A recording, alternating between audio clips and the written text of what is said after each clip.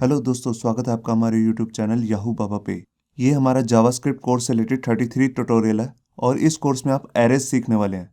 आपने हमारे 7th video tutorial में देखा था कि हमने आपको डाटा टाइप्स बताए थे कि जावास्क्रिप्ट के अंदर 7 टाइप के डाटा टाइप्स हैं। तो यहाँ पर देखिए, आपने ये पहले 3 जो डाटा टाइप्स हैं, स्ट्रिंग, नंबर और बुलियन, और नीचे से अनडिफाइंड, ये आपने पहले ही कुछ वीडियो ट्यूटोरियल में सीख लिए हैं कि इनका क्या मतलब होता है, इनको यूज़ कैसे करते हैं।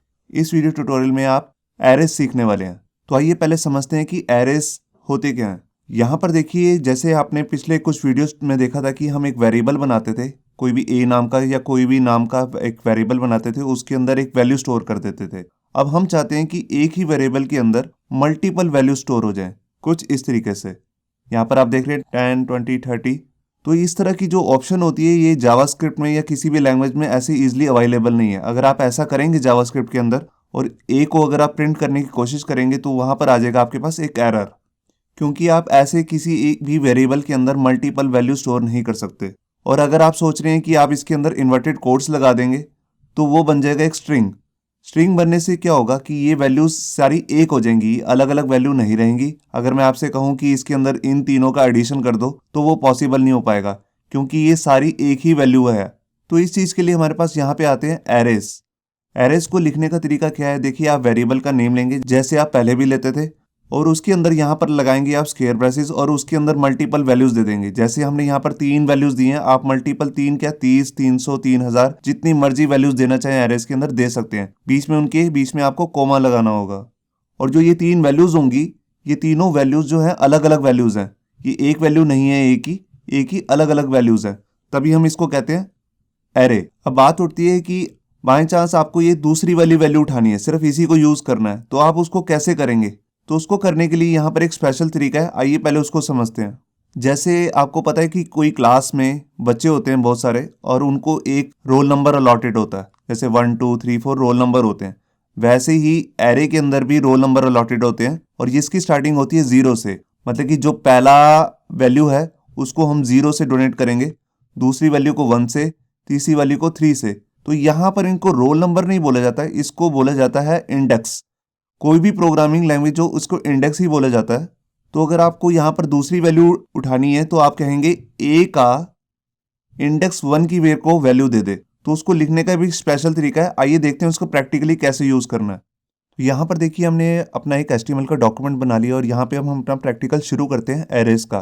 तो उसके लिए मैं एक वेरिएबल ले लेता हूँ और यहाँ पर ARY लिख दिया। ARY मतलब एरे, और ये मैंने एक नाम ले लिया, आप कोई भी नाम ले सकते हैं। और इसके अंदर यहाँ पर लगाई स्क्वायर ब्रेसेस। अब इसके अंदर मल्टीपल कुछ वैल्यूज डाल देते हैं, न्यूमेरिक वैल्यूज, जैसे 10, 20, 30, 40 और यहाँ लास्ट में 50।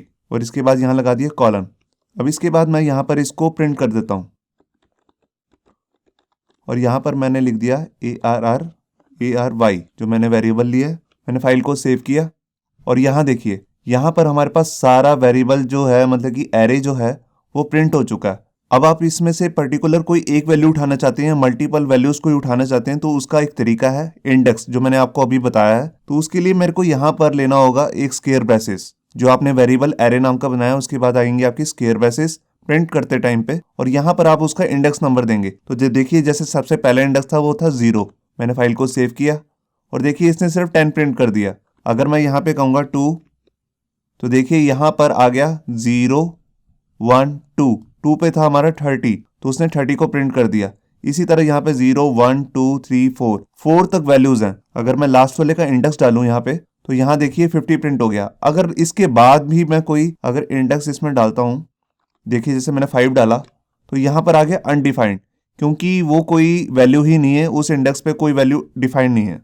अब आप यहाँ पर सारी वैल्यूज प्रिंट तो करना चाहते हैं, मगर उसको कुछ इस तरीके से प्रिंट नहीं करना चाहते। आप सारी वैल्यूज को अलग अलग लाइन में प्रिंट करना चाहते हैं, तो उसको देखते हैं यहाँ पर हम कैसे फॉर लूप लगा के उसको कैसे प्रिंट कर सकते हैं। तो यहाँ पे मैं ले लूंगा फॉर, और यहाँ पर मैं एक वेरिएबल ले लेता हूँ ए, और इसकी इनिशियलाइजेशन वैल्यू जो है वो कर दूंगा 0।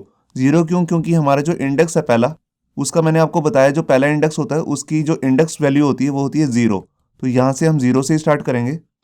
उसके बाद a less than equal to, यहाँ देखिए 0, 1, 2, 3, 4, तो यहाँ पर हम लिख देते हैं 4, क्योंकि हमारे को 4 तक चलाना है इसे। और यहाँ पर मैंने किया a++, और यहाँ पर जो हमने ये वैल्यू प्रिंट करनी थी इसको कट करके अंदर ही डाल देते हैं।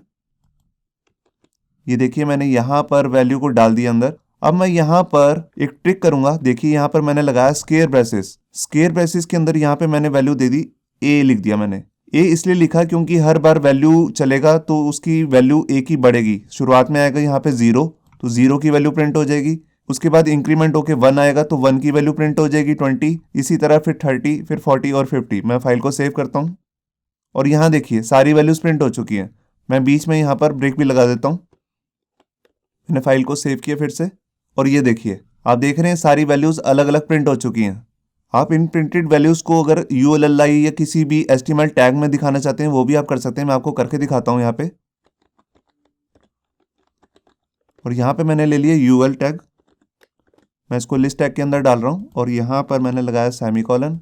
इस लाइन को कॉपी करके लास्ट में भी मैं पेस्ट कर देता हूँ और यहाँ पर UL को क्लोज कर देता हूँ। इसके अंदर यहाँ पर भी मैं LI टैग लूँगा और इसके बाद मैंने यहाँ पर कॉन्कैटिनेशन कर दिया और इसी को ही मैं लास्ट में जाके एंड कर दूंगा। और देखिए यहाँ पर मैंने लास्ट में स्लैश लगा दिया ताकि ये क्लोज हो जाए। मैं फाइल को सेव करता हूँ दोबारा से और ये देखिए ये सारे ULLI टैग के अंदर आ गए हमारे लिस्ट टैग के अंदर। अगर यहाँ पर इन सारी वैल्यूज़ का मैं सम भी करना चाहूँ, मतलब कि सबको एडिशन में करना चाहूँ तो वो भी कर सकता हूँ। मैं आपको करके दिखाता हूँ। यहाँ पे मैंने एक वेरिएबल ले लिया जैसे सम नाम का और यहाँ पर उसको वैल्यू भी साइन कर देता हूँ शुरुआत में 0। उसके बाद मैं अंदर गया फॉर लूप के अंदर और यहाँ पे मैंने लिखा sum is equal to sum plus यहाँ पर एरे की जो ये वैल्यू आ रही है ए में, इसी को मैं यहाँ पर लिख देता हूँ। जो भी वैल्यू होगी वो उसमें सम में ऐड होती रहेगी। सम की पुरानी वैल्यू में ये ऐड होके सम की एक लास्ट वैल्यू हो जाएगी। और इसके बाद जैसे ही ये लूप से बाहर निकले तो मैं यहाँ पर इसको प्रिंट भी कर देता हूँ। यहाँ पे एक मैंने मैसेज दे दिया टोटल सम और यहाँ पे कॉन्कैटिनेशन का साइन लगा के सम वेरिएबल प्रिंट करा दिया। फाइल को सेव करता हूँ मैं और यहाँ देखिए टोटल जो सम था देखिए वो हो गया 150। तो आपको यहाँ पता लग रहा होगा कि जो ये अलग अलग वैल्यूज हैं ये अलग अलग ही रहती हैं, ये स्ट्रिंग नहीं बनती हैं। अब मैं आपको बताता हूँ कि अगर आप यहाँ पे न्यूमेरिक वैल्यू नहीं डालना चाहते, स्ट्रिंग या बुलियन कोई भी वैल्यू डालना चाहते हैं तो वो भी आप डाल सकते हैं। ये देखिए जैसे मैंने दूसरी वाली वैल्यू को यहाँ पे लिख दिया, कोई नेम लिख देता हूँ, जैसे मैंने लिख दिया हैरी और यहाँ पर भी मैंने एक नेम ले लिया जैसे सारा और यहाँ पर मैंने ले ली एक बुलियन वैल्यू जैसे कि ट्रू। ये आपने पिछले वीडियोज़ में देखा था कि हमने डाटा टाइप की थी 7 ट्यूटोरियल में और ये वही वैल्यूज़ हैं। और एक लास्ट में हमने वैल्यू ले ली जैसे नल और यहाँ से मैं अभी सम हटा देता हूँ क्योंकि अब इनका सम तो होगा नहीं। और लास्ट में ये भी हटा दिया मैंने। फाइल को सेव किए। यहाँ पे ये देखिए आपको दिख रहा है यहाँ पर सारी अलग अलग वैल्यूज़ भी स्टोर हो रही हैं जिनकी डाटा टाइप ही अलग अलग है। तो आपको यहाँ क्लियर हो गया होगा एक बात तो कि यहाँ पर आप एक ही डाटा टाइप की नहीं मल्टीपल मिक्स डाटा टाइप भी ऐड कर सकते हैं क्योंकि सबका इंडेक्स अलग अलग है। बस आपको यहाँ पे ये बात याद रखनी है, जो पहले का वाले का इंडेक्स है वो है हमेशा 0, फिर 1, फिर 2, फिर 3, फिर 4 और यहाँ पर आपने लूप वहीं तक चलाया जहाँ तक आपका इंडेक्स था 0 से लेकर। आप इसको यूं भी कर सकते थे <5, मतलब कि यहाँ पर टोटल वैल्यूज हैं 1, 2, 3, 4, 5। तो 5 से कम कितना होगा 4। 0 भी एक है यहाँ पर देखिए 0, 1, 2, 3, 4 तो वो भी 5 ही होगी। मैं इसको फाइल को सेव करके दिखाता हूँ और ये देखिए अभी ये प्रोग्राम चल रहा है जबकि मैंने यहाँ पर <5 लिखा है क्योंकि मैं लूप को एक <5 तक चला रहा हूँ, मतलब कि 4 तक 0, 1, 2, 3, 4। होप सो आपको ये हमारा वीडियो ट्यूटोरियल अच्छा लगा होगा। अगर अच्छा लगा है तो वीडियो को प्लीज़ लाइक करना मत भूलिए। अगर आप ऐसे ही रेगुलर अपडेट चाहते हैं तो हमारे चैनल याहू बाबा को सब्सक्राइब करना मत भूलिए। Thank you.